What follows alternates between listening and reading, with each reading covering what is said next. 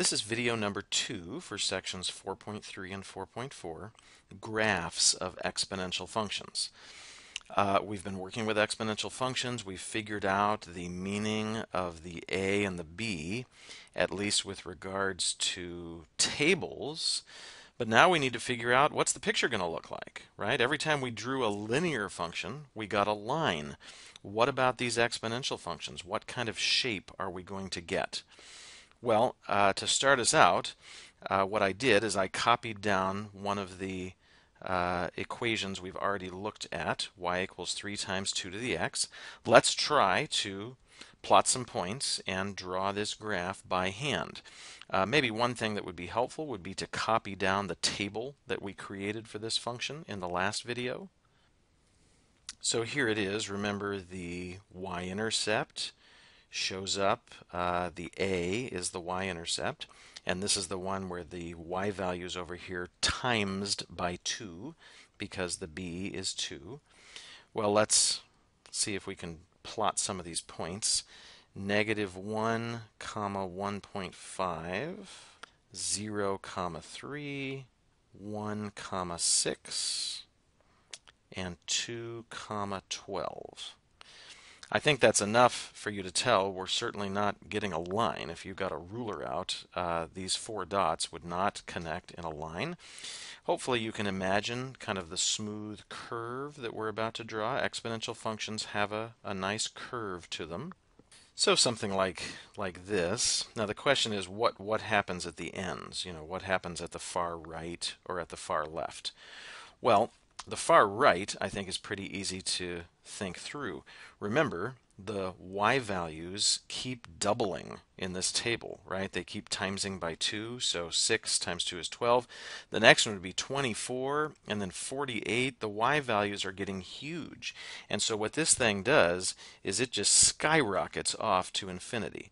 In fact, that's what exponential functions are really known for growing very, very, very large in a short amount of time.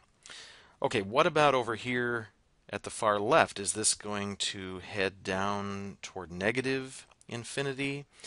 Well, again, think about the table. If the y values are doubling as I move down the table, that means the y values are being cut in half as I move backwards up through the table, right? Cut 12 in half, you get 6, and then you cut it in half again and get 3, and then 1.5. Well, if you cut 1.5 in half, that would be 0.75 for the next dot, so somewhere around here. And then if you cut 0.75 in half, you get some tinier decimal. Well, the thing is, every time you cut those tiny decimals in half, you just get another tiny, tiny decimal. Those numbers do get smaller and smaller, but they're never going to make it to 0. It'll always be some tiny positive number. And so the graph ends up looking like this, trailing off, getting ever closer to the x-axis, but never quite getting there. Those y values will never, ever quite make it to 0. Now, the way we describe that, or the way we draw that when you make a picture by hand, is by drawing in what's called an asymptote. Kind of a strange word. You can see it spelled down here. An asymptote means a line, at least a simple definition, a line that a graph gets really, really, really close to, but never quite makes it there, never quite touches. It's very important when you draw one of these things by hand that you clearly demonstrate your graph never actually reaches the x-axis, and you make the x-axis dashed to show this asymptote. The graph is not dashed, the x-axis is dashed. This is the basic picture of an exponential function. When you hear exponential function, you want this picture to come to mind. Now let's note in this list below some general results. What if somebody asked us for the x-intercepts of this function? Well, the x-intercepts are the spots on the graph that hit the x-axis.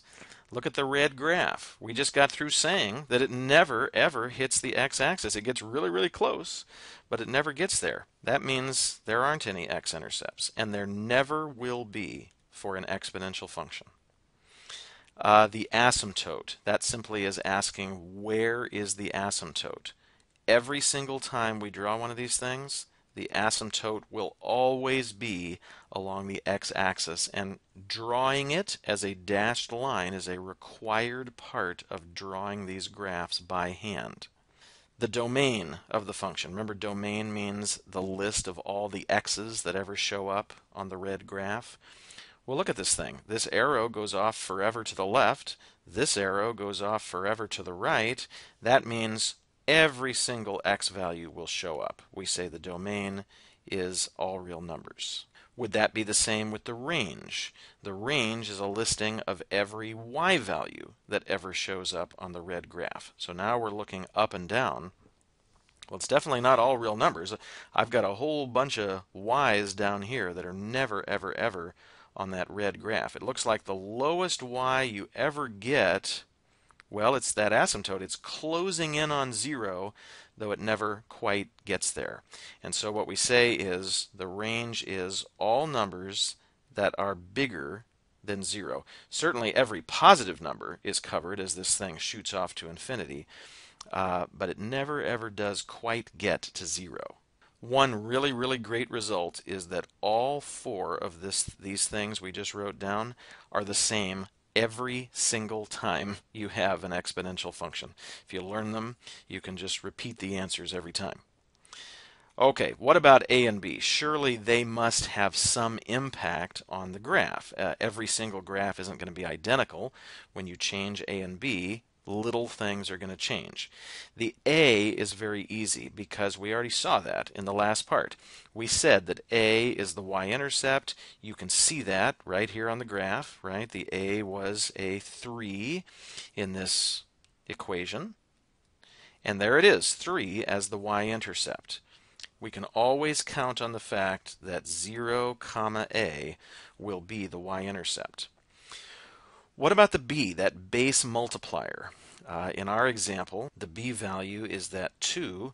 What impact does that have on the graph? Well, to help you see that, I need to switch over to the graphing calculator. So let's first replicate the graph that we just drew by hand on the calculator. I'll go to the y equals area. Our equation was 3 times 2 to the x. So 3 times 2, the little caret button over here is the exponent button, so to the x. This might look slightly different depending on the calculator model you have. Notice that on this particular model, if I wanted to keep typing, I would need to arrow down back to the main line. Okay, I've got my equation typed in. Then I better think about the window. I'm just trying to match what we have on the paper. I'm glancing over there. It looks like we're going -4 to +4 with the x's and counting by ones. And then with the y's, it looks like we're going from about -3 up to +12. Again, I'm just glancing at the handout and also counting by ones. And then I'm ready to hit graph. And what I should get is a reasonable copy of what we did by hand. And I think you'll agree it looks basically the same. The calculator doesn't do a great job of showing that asymptote. I mean, really, it almost looks like this thing crashes right into the x-axis. It's not true. We already went over that. So you have to realize the limitations of the technology. If you copy this graph down by hand, you do need to show it correctly, as we already talked about. Okay, well, our purpose here is to try to figure out the role of the b as far as what happens with the graph. Let me go back to the y equals area, and I'm going to go down to the second line. I'll keep that first graph in there. Let me put in the second example that we had looked at earlier. It was 2 times 3 to the x. 2 times 3 to the x. And let's add that to the picture by hitting graph and see if we can determine what has happened. So the red graph is the new one. Obviously, you can see that the red graph has a different y-intercept.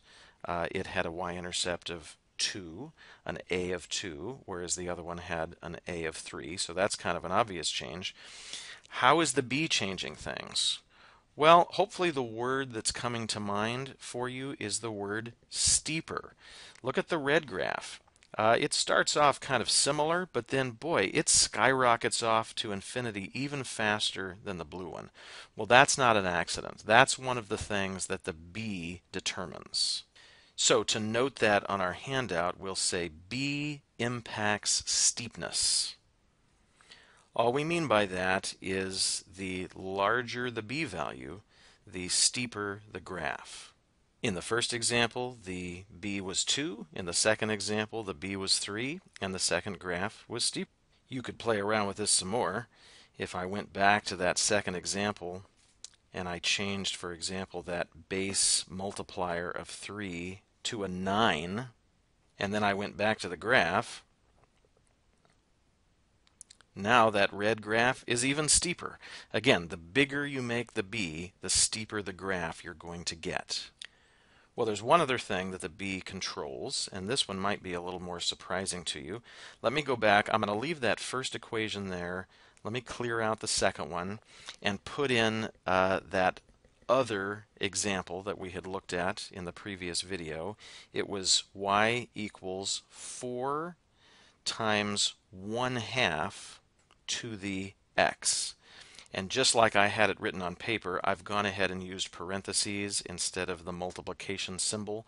I think that's pretty typical with a fraction. The calculator needs to understand that that entire fraction is the base, so it should be in parentheses.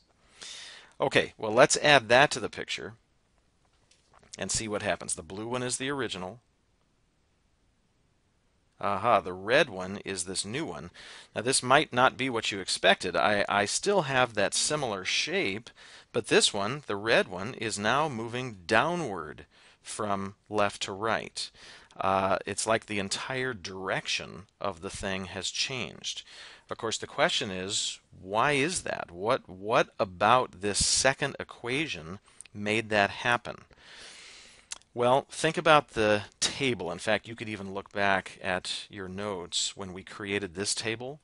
Remember how the y values were being cut in half? They were getting smaller. That's going to happen anytime you have a base multiplier that is less than 1. If the base multiplier is less than 1, then the y values are going to get smaller, and if the y values are getting smaller, then the graph is going to be downward. Notice the asymptote is still along the x-axis. It's the other side of the x-axis, but it's still there. The y-intercept is still the a value. The only thing that has changed is the direction.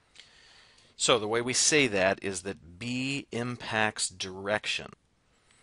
And we learn two things. If the B is bigger than 1, the graph will be increasing, like the one that we drew on the paper. But if the B is less than 1, or technically between 0 and 1, the graph will be decreasing. Remember, the B can never be negative, so either you're going to have a tiny number between 0 and 1, which results in one of those decreasing graphs, or you're going to have a larger positive number bigger than 1, which results in one of those increasing graphs. By the way, as a side note, we said that the B would never actually be equal to 1. The reason for that, if you tried to do that, if you tried to make the B 1, the problem is 1 raised to any power is always just 1. So this would just be 4 times 1, which is 4. That's not an exponential function, that's a horizontal line. So the B will never be equal to 1. It will either be bigger than 1 or a tiny number, positive number, less than 1. To close this video out, I've given you one last example here so that you can test yourself and see if you have followed the things we've talked about. So pause the video and see if you can answer these questions about this function. Well, here are the answers you should have gotten. Of course, this is an exponential function. It fits that y equals a times b to the x pattern. The y-intercept is 0, 10 because the a tells you the y-intercept. Direction, well, this is a decreasing graph because the b, the 0.75, is less than 1. The last three are particularly easy because they're always true of every exponential function. There's never any x-intercepts, the domain is always all real numbers, and the range is always y is bigger than 0.